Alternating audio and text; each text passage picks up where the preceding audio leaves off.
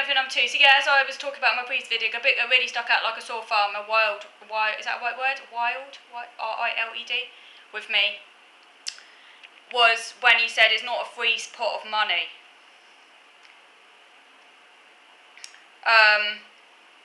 Like I say, I never said it was a free pot of money, so he's putting words in my mouth.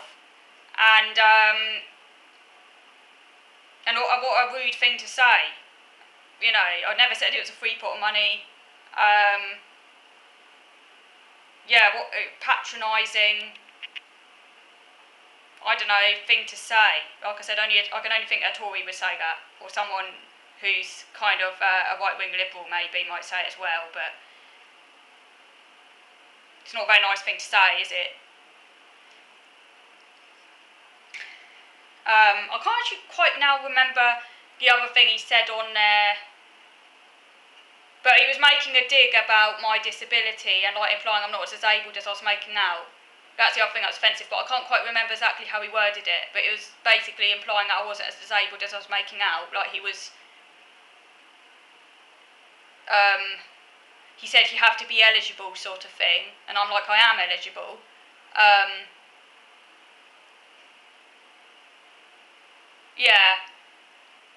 So I deleted it anyway because it was rude and offensive, and I can't quite remember exactly what it said, but it was the gist of it, you know. So I deleted it. Did he get a hint? No. It's like these people don't get a hint. So what's wrong with them? So again, you know, surely if someone's deleting posts multiple times, normally you get a hint that that person doesn't want a conversation on their wall like this, and you just leave it at. Walk on by if you don't like it.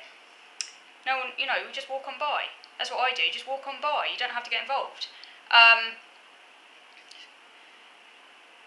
So again, yeah, he commented again. And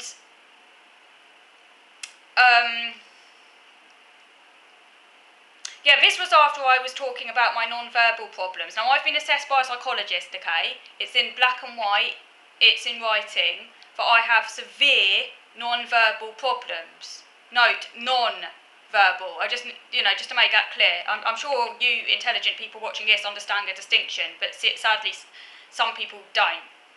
Non-verbal problems. Verbally, is my strength, okay? So that's why I do these YouTube videos. As you could tell, I am pretty verbally smart. I can use words, I can talk, I can write well when I want to. It can take a lot of energy, and it uses up a lot of energy, yeah. But the fact is, I am good verbally. Very good verbally. That's my strength. And that's why I have a very, very high verbal IQ, because I'm good with words. I understand word meanings. I have a good grasp of the English language. I can write essays if I want to. It uses up a lot of energy, but I can do it. That's verbal. Verbal is not non-verbal. They're completely different. But I'm sure you people know that. This idiot didn't. So anyway, so I wrote on my post about my severe non-verbal challenges, you know, as shown by a psychologist. They don't write severe for nothing, these people. If you've got severe problems, you know, a psychologist isn't going to write severe just for a laugh, are they? I've got severe written on my report. It's in black and white.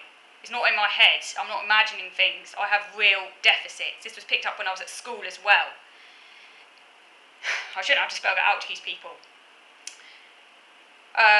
So I wrote about my problems there. And you know what he wrote? Coming back, he said, your non-verbal communication is far better than most of the people on here, it seems, based on your posts. And I was sitting there thinking, am I reading this from an ex-social worker, right? Seriously, I mean, am I in Wonderland or something? I mean, what is wrong with these people? I mean, seriously, man? It's like, what am I reading? You know?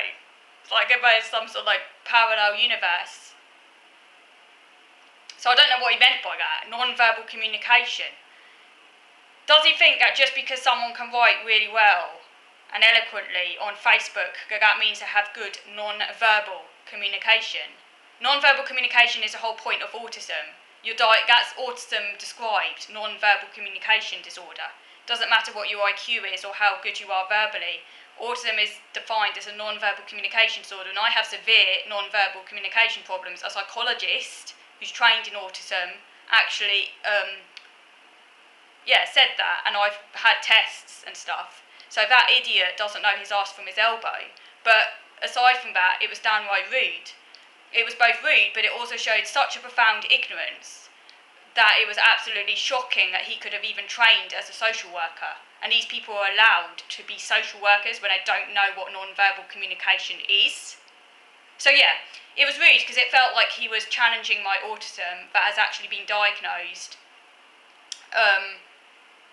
And the whole kind of tone of the conversation to me implied that he didn't know he basically shouldn't be working anywhere near autistic people.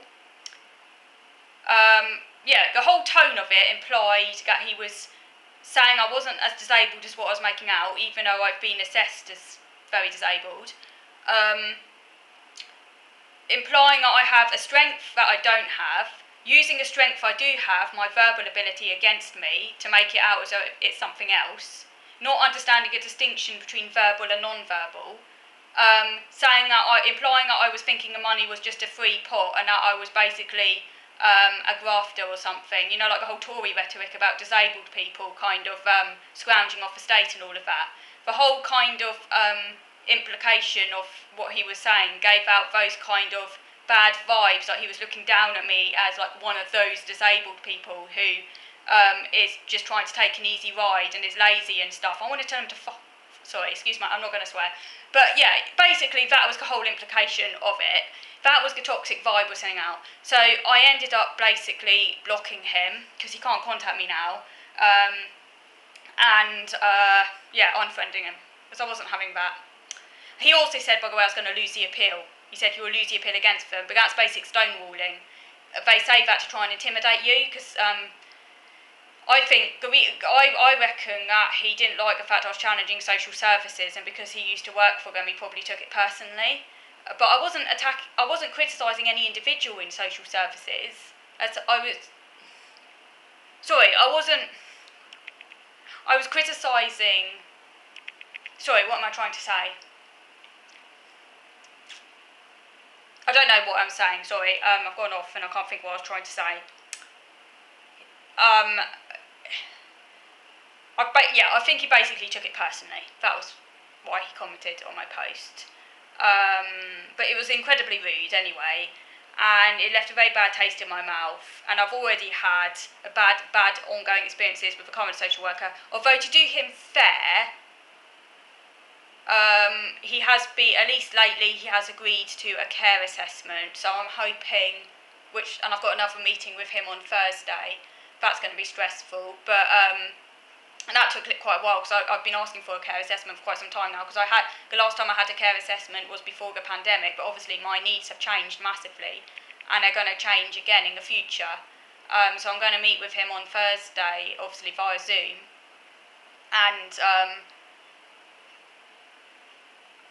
someone from Autism Sussex is also going to be there as well, so that's good. So I'm going to have backup from someone else, because I did forewarn her. I said, I do find these meetings very stressful, so like I probably won't be at my best, because I get particularly rankled if I feel that someone is talking down at me like I'm a child. That's what really boils me up, because I can't take it, because I'm an adult.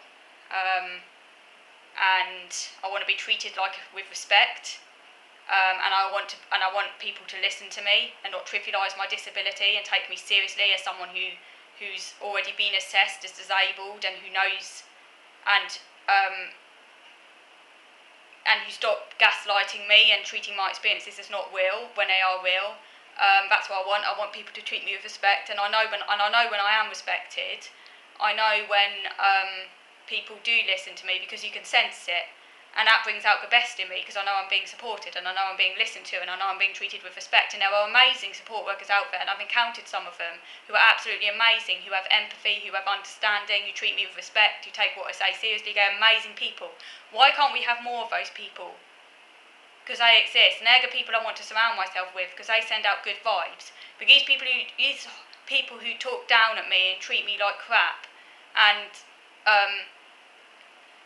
and gaslight my experience, like that awful person on Facebook, they're so toxic. You just don't want them to come anywhere near you because they really do mess up your mental health. And you have to be quite strong not to breathe in their toxic fumes. You really have to be quite strong. I've had people in the past talking down at me and saying things that aren't true about me, who don't know anything about autism, just because of the way I come across, which is indirect discrimination, because they're discriminating against me based on how well I appear. And they shouldn't do that. And they should know by now that autism comes with a spiky profile, and that just because someone can talk well, it doesn't mean they have their life sorted, and it doesn't mean they don't need a hell of a lot of support. What I need, and I want these idiots, and idiots is what they do come across as, so that's why I said that. Because seriously, if they don't know the difference between non-verbal and verbal, we're all doomed, aren't we? But what I want them to understand is that I want someone to, in the future when my dad's no longer around, I want to have an appointee or someone to actually look after my finances, because I have really severe dyscalculia, and I really struggle to deal with money and forms and stuff, and I really risk income poverty in the future if I don't have someone to actually look after my finances for me and to fill out benefit forms and all of that. That's what I want. But these people often don't, they're so black and white, they often don't, which is ironic, they often don't seem to understand, they seem to think that if you have capacity in some areas, that you're all sorted. It's like all or nothing. It's like, yeah, I have capacity in some areas, but that doesn't detract from my very severe lack of capacity in other areas. It's not,